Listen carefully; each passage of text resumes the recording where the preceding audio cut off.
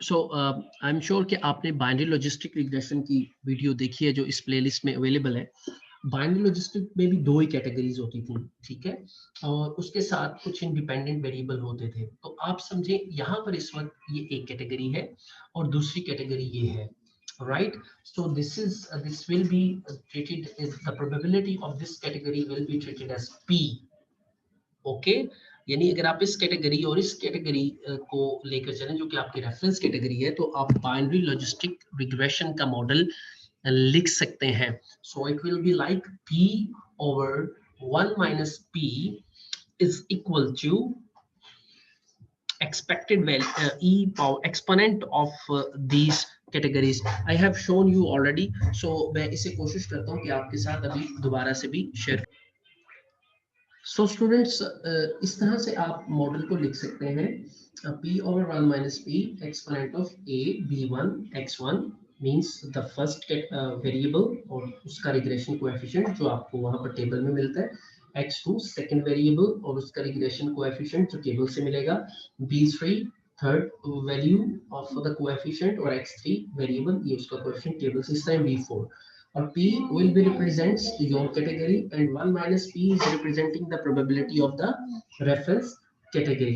So after writing this model, you would be able to find the probability P of the category by putting some specific values of the x1, x2, x3 and x4. So let me show you the values of A, B1, B2, B3 from the results. Okay. So let me share that video, that particular slide with you. These are the results. So here at the first row, here you are having the column of the B, जो first variable है आपका, that is income. Income के साथ ये इसका coefficient है जिसे हम B1 कह सकते हैं, और इंटरसेप्ट की जो वैल्यू है इसे हम मॉडल में A कहते हैं। जो भी मैं आपको मॉडल दिखा रहा था उसमें ये A है, ये B1 की वैल्यू है, ओके, और ये B2 की वैल्यू है, ये B2 आप ये जो x2 है ये वेरिएबल है, और ये B2 माइनस 0.019, जो B3 है दैट इज 0.030, जो B4 है that is 0.003, and these are x1, x2, x3 and x4. These are the variables. Okay, so you may denote it income with x1, debt to income with x2 and so on. So ये आपने पहली category के लिए equation लिख दी। इसी तरह आप high school degree के लिए अलग इक्वेशन लिखोगे। इसमें P रिप्रेजेंट करेगा हाई स्कूल डिग्री को and 1 minus P probability represent करेगी अगेन आपकी रेफरेंस कैटेगरी को। ये आपके अलग इक्वेशन लिखी जाएगी, यानी पहली रो के लिए एक अलग इक्वेशन लिखी गई है, सेकंड रो के लिए अलग इक्वेशन लिखी जाएगी, थर्ड रो के लिए अलग इक्वेशन लिखी जाएगी और फोर्थ रो के लिए अलग इक्वेशन लिखी जाएगी with respect to the reference category, और यहाँ से इनकी वैल्यूज कोएफिशिएंट्स की लेकर यहाँ पुट की जाएंगी।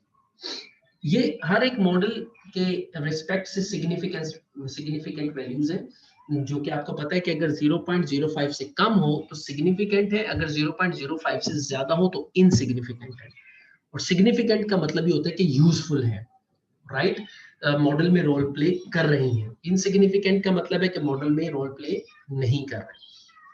सो अकॉर्डिंगली आप इनकी इक्वेशंस लिख सकते हैं, वहां से प्रोबेबिलिटी जैसे मैंने उसको आपको बताया था कि P की इक्वेशन बना सकते हैं, मैंने आपको बाइनरी लॉजिस्टिक में उसे एक्सप्लेन किया था, उसे बनाकर और डिफरेंट x की स्पेसिफिक वैल्यूज को पुट करके उसे आप फाइंड आउट कर सकते हैं। सो आई वुड रेकमेंड कि आप पहला मॉडल लिखें और इसमें इनकम की, डेट की, क्रेडिट टू डेट की, अदर डेट की कोई वैल्यूज खुद से एज्यूम कर लें और उनको पुट करके प्रोबेबिलिटी की प्रैक्टिस फाइंड आउट करने की प्रैक्टिस करें। Thank you.